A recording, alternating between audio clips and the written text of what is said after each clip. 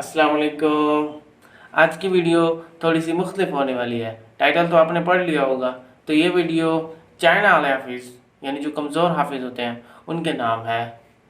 जिस तरह चाइना की चीज़ें कुछ अरसे बाद काम करना छोड़ देती हैं, इसलिए जो चाइना वाले हाफिज़ होते हैं, मेरा मतलब कच्चे हाफिज़ होते हैं, वो भी कुछ अरसे बाद कुरान पाक उनको भूलना शुरू हो जाता है। इसे आप उनके लिए एक रिमाइंडर बोल दें या एक इंस्पिरेशनल कि भाई कुरान पाक को याद करना शुरू कर दो, नहीं तो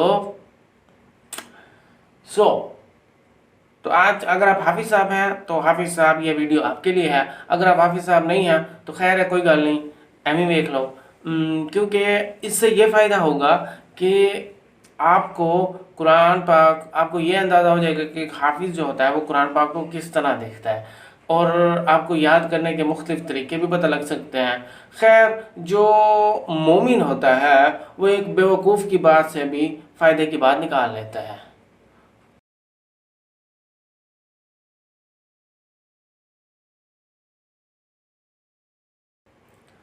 सबसे पहले मैं ये बताता चलूँ कि मैं कौन होता हूँ जो इस बारे में बात करूँ।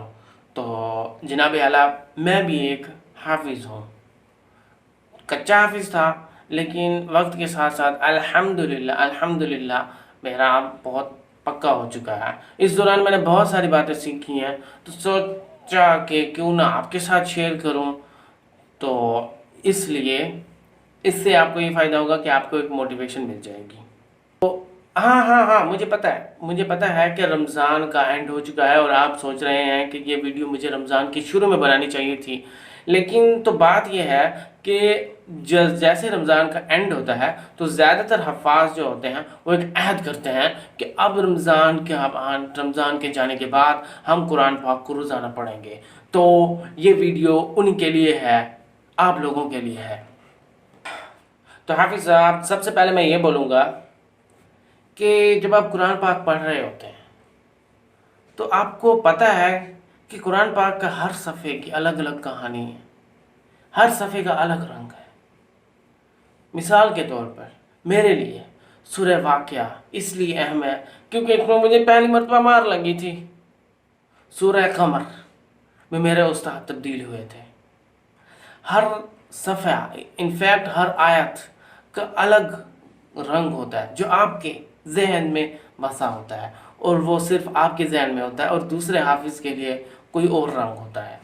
और मज़े की बात यह है कि ये कहानी, ये रंग जितना ज़्यादा गहरे होते हैं उतने ही आप पक्के हाफिज़ कहलाते हैं। वैसे ये बात भी है कि वक्त के साथ साथ ही मदम होते जाते हैं। तो भाई, असल में बात यह है कि कुरान पाक जो होता है वो उन लोगों के पक्का होता है जिनकी इनकी सबसे ज़्यादा गहरी दोस्ती होती है। तो कुरान पाक पक्का करने के लिए सबसे ज़्यादा ज़रूरी है कि इनके साथ गहरी दोस्ती लगाएं। तो भाई लोग, सबसे ज़्यादा तो हाफिज़ साहब, सबसे ज़्यादा इम्पोर्टेंट बात यह है कुरान पाक को याद करने के लिए, वो ये है कि कुरान पाक का अदब करें आप। अब कुरान पाक का अदब कैसे करें? तो भाई, कुरान पाक का अदब के लिए आपको इसकी उन बातों पर अमल करना होगा जिस पर इसने आपको कहा है, और उन बातों से मना होगा जिस बातों से कुरान पाक ने आपको मना करने के लिए बोला है। मिसाल के तौर पर आप नज़रों की हिफाजत करें। इसलिए जो अंधे लोग होते हैं और जो हाफिज़ साहब अंधे लोग होते हैं उनको कुरान पाक ज़्यादा अच्छे तरीके से याद होता है। नमाज़ पढ़ें। असल में बात यह है कि जब आप कुरान पाक का अदब करते हैं तो आपके दिल में कुरान पाक की इज़्ज़त ज़्यादा बढ़ जाती है और आप कुरान पाक को अपने दिमाग में ज़्यादा जगह देते हैं। इस तरह आपको कुरान पाक जो है उसका हाफिज़ा जो है आपका मजबूत होता है। ये बात बिल्कुल वाज़ेह है, इसमें कोई दो राय नहीं है कि जो लोग कुरान पाक पर अमल करते हैं उनका हाफिज़ा ज़्यादा मजबूत होता है, अगर वो हाफिज़ हैं तो। अब दूसरी बात यह है कि जब आप कुरान पाक को पढ़ रहे हो तो खुदारा इसको आराम से पढ़ा करें, तरतील के साथ, सुकून के साथ। अक्सर हफ़ाज़ क्या करते हैं, कुरान पाक को पढ़ते वक्त तेज़ी से पढ़ते हैं, लफ्ज़ खा जाते हैं। उनको ऐसा लग रहा होता है कि वो लफ्ज़ पूरे अदा कर रहे हैं, लेकिन सुनने वाले को कुछ समझ नहीं आ रहा होता। तो असल में जब आप आराम से पढ़ते हैं, आपका दिमाग आहिस्ता आहिस्ता लफ्ज़ों को उठाकर आपके दिमाग में डालता है। लेकिन जब आप तेज़ी से पढ़ते हैं तो कुरान पाक दिमाग को इतना वक्त नहीं मिलता कि वो लफ्ज़ उठाकर आपके दिमाग में डालें। नतीजतन आपको कुरान पाक کچا ہو جاتا ہے۔ میرے سامنے، میری آنکھوں کے سامنے میں نے 2 ایسے حفاظ دیکھے ہیں جن کی پہلے منزل بہت پکی تھی، لیکن وہ تیزی سے پڑھتے تھے، وہ تیز پڑھتے تھے، اور تو لہٰذا ان کا قرآن پاک وقت کے ساتھ ساتھ کچا ہو گیا۔ مجھے نہیں معلوم کہ اب ان کا قرآن پاک کیسا ہے، لیکن جب تک میں ان کے ساتھ تھا تب ان کا قرآن پاک کچا ہو چکا تھا۔ اب جب آپ نے قرآن پاک اٹھا لیا تو آپ نے قرآن پاک کو اٹھا کر اس کی ایک آیت کو یاد کرنا شروع کیا۔ اب ہم کیا کرتے ہیں کہ اس کی ایک آیت کو دیکھ کر پڑھتے ہیں یا ایک رکوع کو دیکھ کر پڑھتے ہیں۔ تو میں آپ کو بتاتا چلوں کہ ایک فائدے کی بات، جب آپ قرآن پاک کو دیکھ رہے ہو تو آپ پڑھ آگے رہے ہو لیکن دیکھ پیچھے رہے ہو، یعنی کہ آپ اپنے آپ کو اسی وقت سنا بھی رہے ہو اور اسی ٹائم دیکھ بھی رہے ہو۔ اس سے فائدہ یہ ہوگا کہ جب آپ کہیں ایریا کسی حصے پر ڈگمگائیں گے تو آپ کو معلوم ہو جائے گا کہ یہ حصہ میرا کمزور ہے اور مجھے یہاں پر غلطی آنے کا چانس ہے، تو مجھے یہ حصہ یاد کرنا چاہیے، یہاں پر میری غلطی آ سکتی ہے۔ تو آپ کو صرف دیکھتے دیکھتے ہی آپ کو قرآن پاک، ایک بار ناظرہ ہوتے ہی آپ کو قرآن پاک زیادہ بہتر طریقے سے یاد ہو جائے گا۔ ہمارا اگلا پوائنٹ بھی یہیں سے شروع ہوتا ہے کہ اپنی غلطیوں کی نشاندہی کریں۔ جی ہاں، آپ کی جتنی بھی غلطیاں ہیں ان سب کی نشاندہی کریں کہ میری یہ غلطیاں ہیں، یہ اور یہاں غلطیاں ہیں، اور مجھے ان غلطیوں کو یاد کرنا ہے۔ یعنی کہ آپ کو جو نہیں کام کرنا وہ یہ کہ آپ کو اگنور نہیں کرنا کہ میری اتنی غلطیاں ہیں اور یہاں پر غلطیاں کرنا ہے۔ قرآن پاک کو یاد کرنا انتہائی آسان کام ہے۔ اس کی ایک وجہ یہ بھی ہے کہ قرآن پاک میں اکثر جگہ پر آیتوں کا ایک مخصوص پیٹرن پایا جاتا ہے۔ حفاظ کرام کیا کرتے ہیں کہ اس پیٹرن کو سمجھ لیتے ہیں اور اس پیٹرن کو یاد کرتے ہیں، جس سے انہیں قرآن پاک یاد کرنے میں آسانی ہوتی ہے۔ تو میں بھی آج آپ کو ان پیٹرن میں سے کچھ پیٹرن کے بارے میں بتاؤں گا۔ آپ کو ان پیٹرن کا پتہ ہوگا لیکن آپ کے لیے ایک ریمائنڈر ہو جائے گا۔ تو سب سے پہلا پیٹرن، آپ نے سینڈوچ تو کھایا ہی ہوگا نا۔ سینڈوچ میں کیا ہوتا ہے کہ اوپر ایک بریڈ ہوتی ہے، نیچے ایک بریڈ ہوتی ہے اور درمیان میں گوشت ہوتا ہے یا کوئی چیزیں ہوتی ہیں۔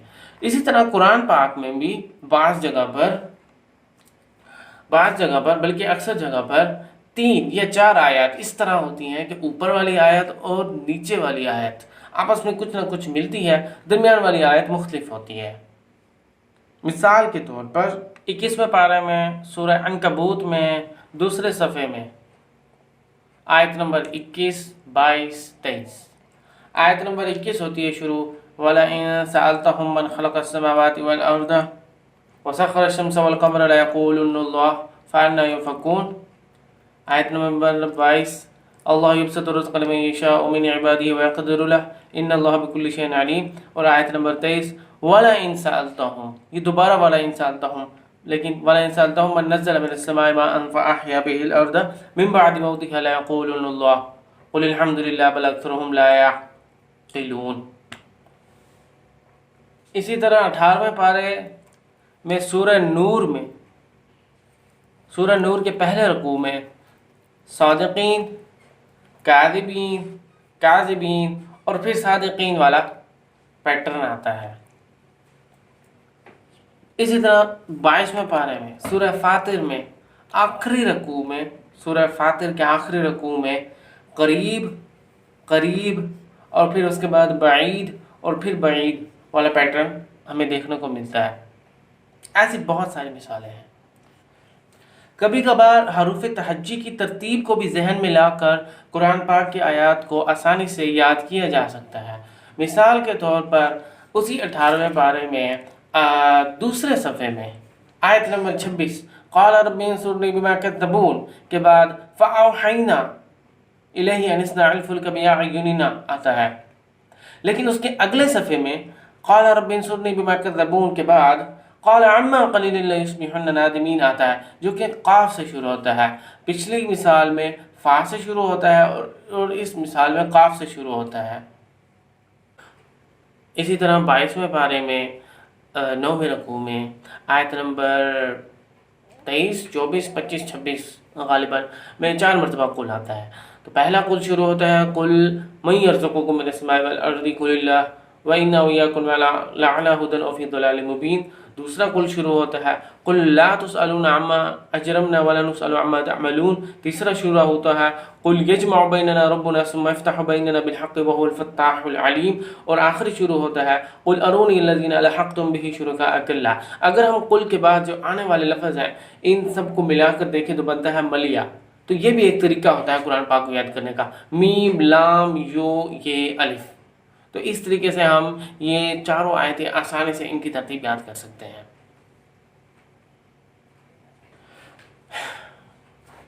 قرآن پاک میں بعض آیات ایک ہی لفظ سے شروع ہوتی ہیں، تو اس طریقے سے بھی ہم ان کو یاد کر سکتے ہیں. مثال کے طور پر 19ویں پارے میں سورہ شعراء میں آیت ہے قال لهم موسى القوا ما انتم ملقون فالقوا حبالهم وعصيهم وقالوا بعزة فرعون انا لنحن الغالبون فالقى موسى عصاه فاذا هي تلقف ما يفكون. اب اس میں پہلے فالقوا آتا ہے پھر فالقى آتا ہے، تو اس طرح، اور اس سے پچھلی آیت میں القوا ملقون آتا ہے. اسی طرح 21ویں پارے میں آیت نمبر 53 میں نے دیکھ کے بتایا میں وَيَسْتَعْجِلُونَكَ بِالْعَذَابِ وَلَوْلَا أَجْلٌ مُّسَمًّى لَجَاءَهُمُ الْعَذَابُ وَلَيَأْتِيَنَّهُم بَغْتَةً وَهُمْ لَا يَشْعُرُونَ. اس کے بعد پھر يَسْتَعْجِلُونَكَ بِالْعَذَابِ وَإِنَّ جَهَنَّمَ لَمُحِيطَةٌ بِالْكَافِرِينَ. اس طرح مطلب کہ دو مرتبہ شروع ہو رہے ہیں، يَسْتَعْجِلُونَكَ بِالْعَذَابِ اس کے بعد بھی پہلے وَيَسْتَعْجِلُونَكَ بِالْعَذَابِ اس کے بعد پھر يَسْتَعْجِلُونَكَ بِالْعَذَابِ. اس کے علاوہ ایسی بہت ساری مثالیں ہیں جو کہ قرآن پاک کو آسان بناتی ہیں. اب قرآن پاک کو پڑھتے وقت آپ کو چاہیے کہ آپ قرآن پاک کو دعا پڑھ کے شروع کیا کریں، جیسے اللہم افتح علینا حکمتک وانشر علینا رحمتک یا ذا الجلال والاکرام، اللہم رب اشرح لی صدری ویسر لی امری واحلل عقدۃ من لسانی یفقہوا قولی، یا پھر اللہم رب زدنی علما، اللہم انی اسألک علما نافعا. ایسی بہت ساری دعائیں. اس کے علاوہ آپ قرآن نماز کے دوران بھی اللہ تعالیٰ سے دعا کیا کریں کہ اللہ آپ کا اور ہمارا حافظہ اور قرآن پاک پکا کر دیں. اور اگر آپ میں سے پوچھتے ہیں کہ قرآن پاک کو کیسے یاد کرنا ہے تو سب سے پہلے قرآن پاک کی ایک آیت یاد کریں، پھر دوسری آیت یاد کریں، پھر ان دونوں کو ملا کے یاد کریں، پھر اس طرح اگلی دو آیتیں یاد کریں، پھر ان کو ملا کے اس طرح کرتے یہ رکوع یاد کریں، پھر اس پورے رکوع کو دہرائیں، پھر اس طرح اگلا رکوع، پھر اس رکوع، دونوں رکوع کو دہرائیں. اس طرح کرتے پورا قرآن پاک کو یاد کر لیں. آخر میں میں یہ کہوں گا کہ رمضان کریم میں تراویح ضرور پڑھایا کریں. چاہے آپ کا جتنا مرضی کچا ہو، آپ پیچھے کسی اپنے کو کہہ دیا کریں کہ وہ آپ کو سنا کرے. چاہے آپ کو قرآن پاک میں جتنی ہی مرضی غلطیاں ہوں، مگر پلیز قرآن پاک کو پکا کیا کریں. رمضان کریم میں تراویح مت چھوڑا کریں. اور ایک اور بات جو میں حفاظ کرام سے کہنا چاہوں گا کہ پلیز آپ لوگ جب آپ تراویح میں آپ کی باری آئے تو نہ صرف اپنا حصہ مت یاد کیا کریں، پورا پارہ یاد کیا کریں، کیونکہ وہ بھی قرآن پاک کا حصہ ہے جو کہ آپ نے ہی سنانا ہے، آپ بھی اسی حصے کے حافظ ہیں. اس لحاظ سے میری ویڈیو ختم ہوتی ہے. میں آپ سے دعا کرتا ہوں، اللہ تعالیٰ سے دعا کرتا ہوں کہ اللہ تعالیٰ آپ کا اور ہمارا اور دنیا میں جتنے بھی قرآن پاک کے حافظ ہیں ان سب کو قرآن پاک پر عمل کرنے کی توفیق عطا فرمائے اور قرآن پاک کا حافظہ مضبوط کرے. امید ہے اس ویڈیو دیکھنے کے بعد آپ کو ضرور آپ کے ذہن میں آئے گا کہ اب مجھے قرآن پاک کو اٹھانا چاہیے اور آپ ہی سے ہی شروع کر دینی چاہیے. Thanks for watching this video. I made this video solely for Hafaz Karam.